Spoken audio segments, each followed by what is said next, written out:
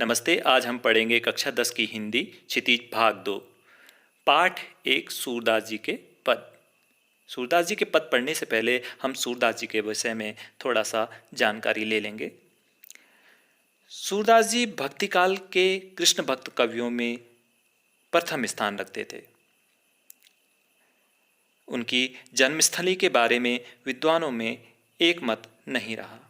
कुछ विद्वान उनका जन्म सन 1478 ईस्वी में रोनकता या रेणुका में मानते हैं, तो कुछ विद्वान दिल्ली के निकट सिही नामक गांव में।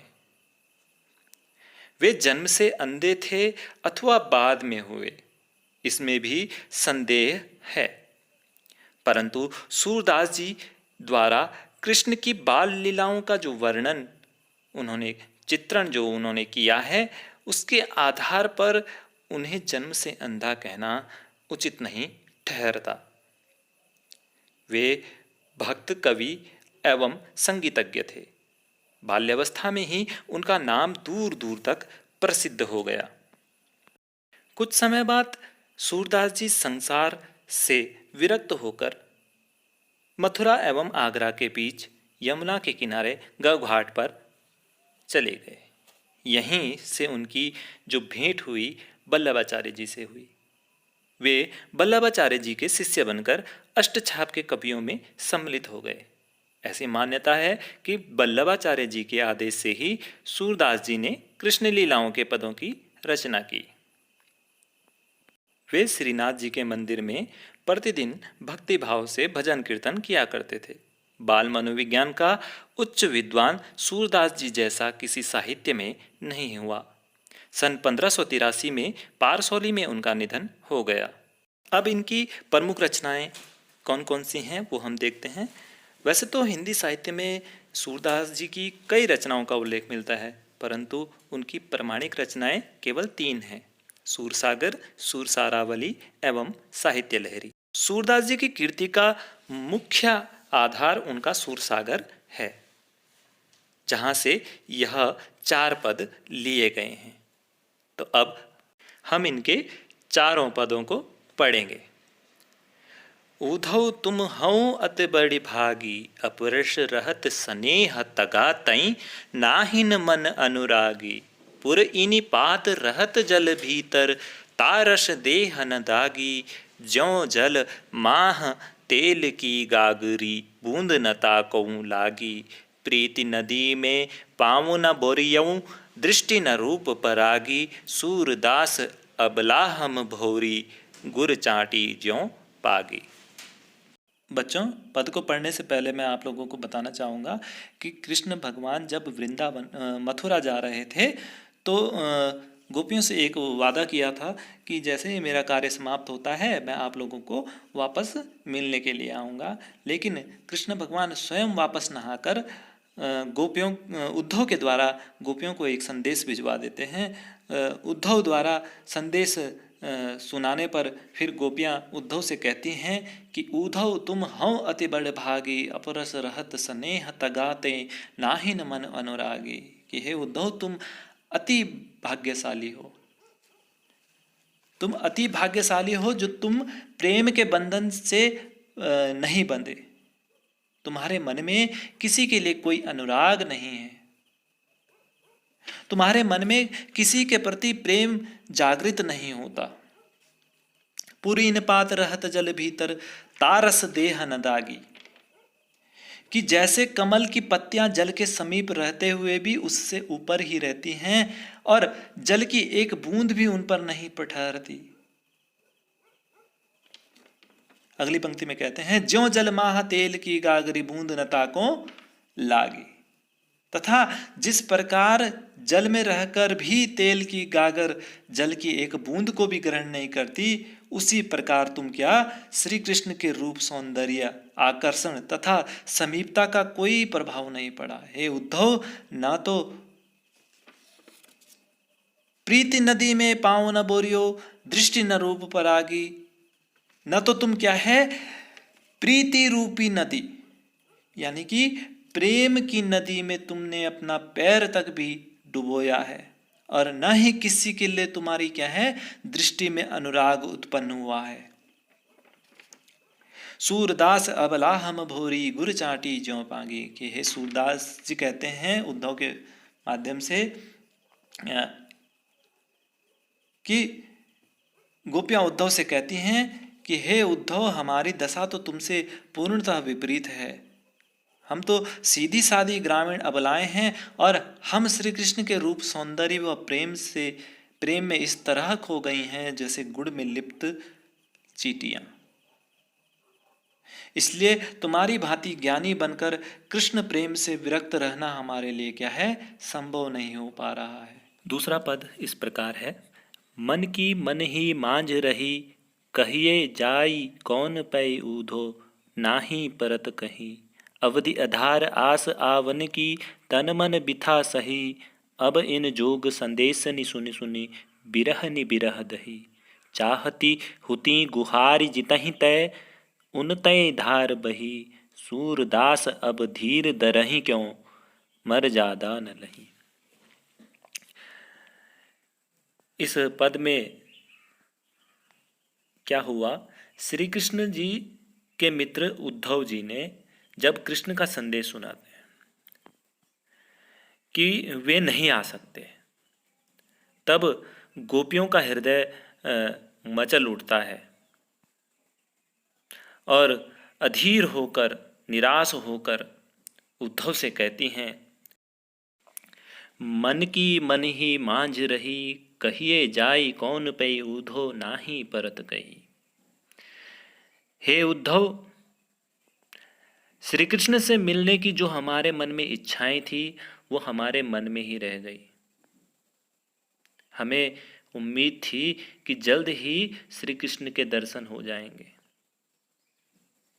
कहिए जाए कौन पे ऊधो, नाही परत गई। और जिन बातों को ना कहना पड़े, अब उन बातों को हम किससे जाकर कहें। हम अपने हृदय की बातें सिर्फ श्री कृष्ण से कहना चाहती थी, किसी दूसरे पे हम अपनी बातें किस प्रकार कहें। परंतु श्री कृष्ण के न आने पर अब हम किसके सामने अपनी इच्छाएं प्रकट करें। अवधि आधार आस आवन की, तन मन बिथा सही। अब इन जोग संदेश नि सुन सुनी, बिरह नि बिरह दही। कि प्रतिक्षण श्री कृष्ण के आगमन की आशा बनी हुई थी कि वह आएंगे, इसलिए तन और मन से हर प्रकार की व्यथा को हम सहन कर रही थी। हमारा समय इसी उम्मीद के सहारे व्यतीत हो रहा था कि श्री कृष्ण जी आएंगे, उनके दर्शन होंगे। अब इन जोग संदेश ने सुन सुनी, बिरह नि बिरह दही। और अब तुम्हारे इस योग ज्ञान के संदेश को सुनकर हम विरहनिया विरह की आग में जलने लगे हैं। बिरहनी बिरह दही।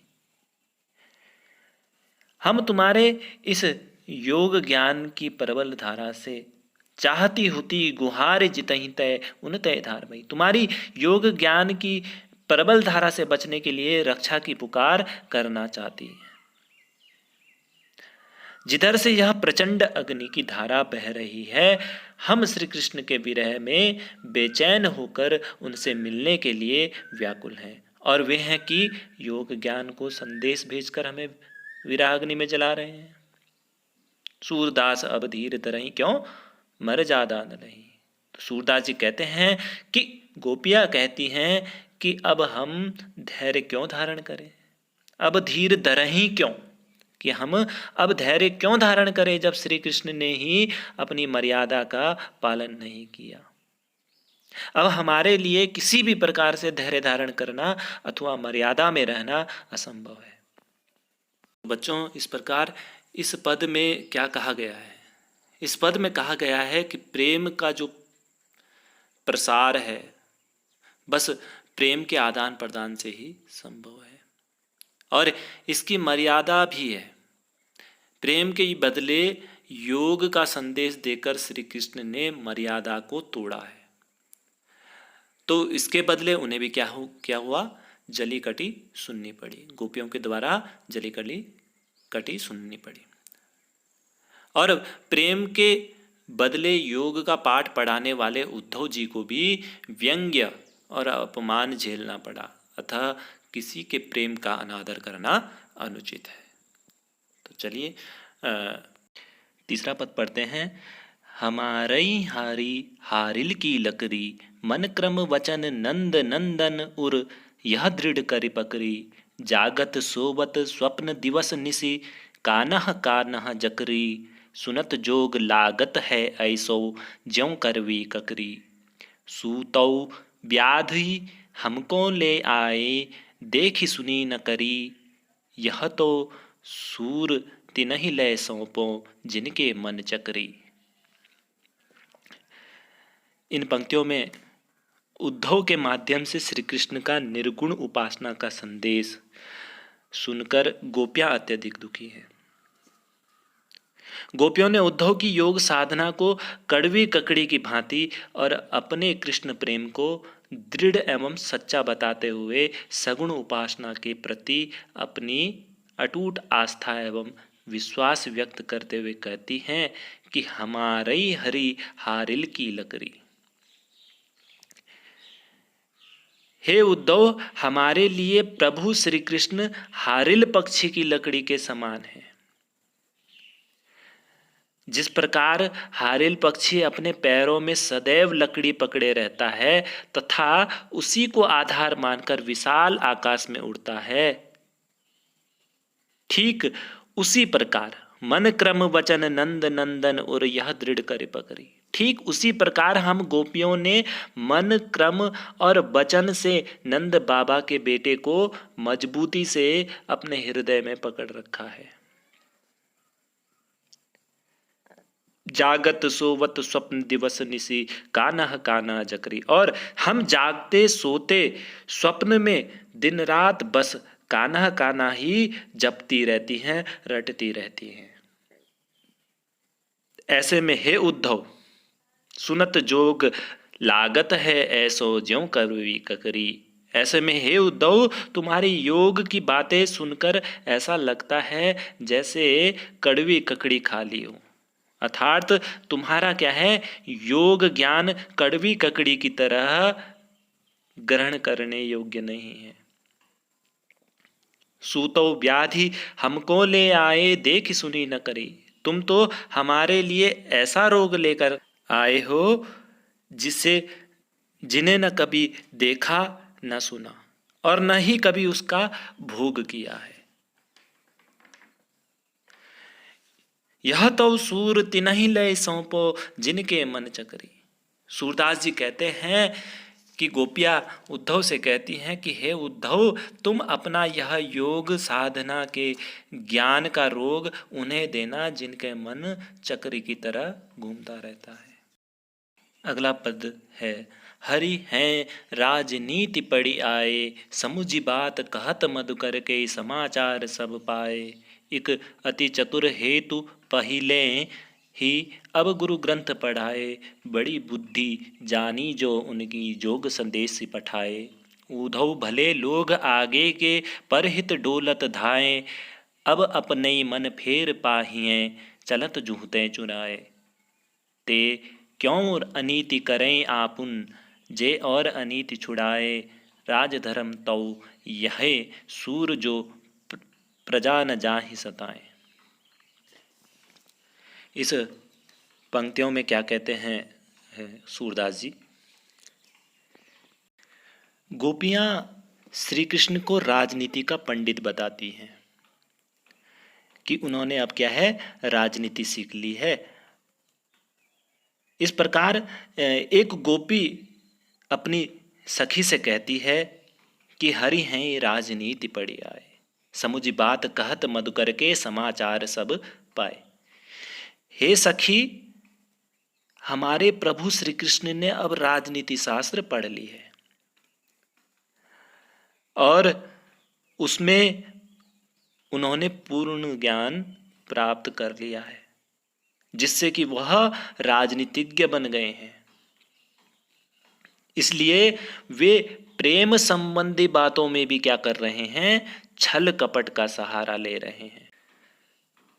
समुझी बात कहत मधुकर के समाचार सब पाए, कि मधुकर रूपी जो उद्धव हैं, जो उन्होंने हमें योग ज्ञान की जो बातें सुनाई हैं, योग ज्ञान की जो बातें कही हैं, क्या वे तुम्हारे समझ में आई हैं हे सखी? क्या श्री कृष्ण का कोई हालचाल तुम्हें जान पड़ता है? एक अति चतुर हेतु पहले ही अब गुरु ग्रंथ पढ़ाए। एक तो क्या है, श्री कृष्ण पहले से ही बड़े चतुर थे, जिन्होंने छल कपट से परिपूर्ण प्रेम जाल में हम सबको फंसा लिया और हमें यहां तड़पता हुआ छोड़कर अपने आप मथुरा चले गए। दूसरे कि अब उन्होंने क्या है, राजनीति का गुरु ग्रंथ भी पढ़ लिया है।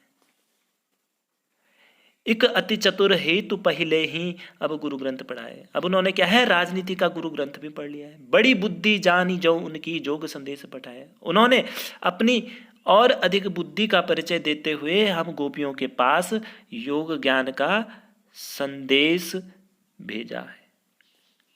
वास्तव में यह उनकी मूर्खता है जो हम सबको योग का संदेश भेजा है। उद्धव भले लोग आगे के पर हित डोलत धाए, अब अपने मन फेर पाहिए चलत जुहूते चुराए। कि हे सखी, पहले समय में यहाँ के लोग सीधे साधे और सभ्य होते थे, जो दूसरों के कल्याण के लिए इधर उधर घूमते फिरते थे। पर हित डोलत धाए, अब अपने मन फेर पाइए चलत जुहूते चुराए। और यह उद्धव है कि हम गोपियों को तड़पाने व सताने के लिए यह भाग आए। हम सब उन श्री कृष्ण से अपने उस मन को वापस पाना चाहते हैं जिसे वे मथुरा जाते समय क्या है, चुरा कर ले गए थे। चलत जुहूते चुराए, ते क्यों अनीति करें आपुन, जे और अनीति छुड़ाए। जो दूसरों को अन्याय व अत्याचार से मुक्त करवाने में लगे हैं, लेकिन श्री कृष्ण से ऐसे नीतिपूर्ण कार्य की उम्मीद नहीं थी। वे खुद क्यों नहीं न्यायपूर्ण व्यवहार कर रहे हैं? क्यों अनीति करे आपुन, जे और अनीति छुड़ाए। जो क्या है, दूसरों के अन्याय अत्याचार से मुक्त करवाने में लगे हुए हैं, वे श्री कृष्ण स्वयं क्यों नहीं नीतिपूर्ण कार्य कर लेते? वे खुद क्यों नहीं न्यायपूर्ण व्यवहार कर रहे हैं? राजधर्म तो यही सूर, जो प्रजा न जाहि सताए। सूरदास जी कहते हैं कि गोपियां उद्धव को समझाते हुए कहती हैं कि हे उद्धव, राजा का सच्चा धर्म यह होता है कि उसकी प्रजा पर किसी तरह का कोई भी अत्याचार ना हो, उसे किसी तरह सताया ना जाए। जबकि श्री कृष्ण ने अपने स्वार्थ के उद्देश्य से योग ज्ञान का संदेश भेजा है।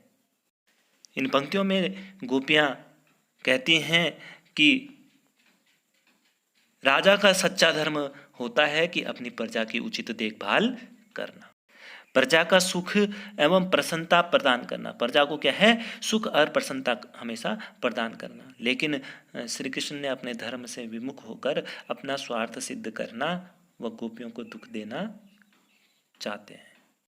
तो बच्चों, हमारा यहीं पर सूरदास जी के पद समाप्त होते हैं। धन्यवाद।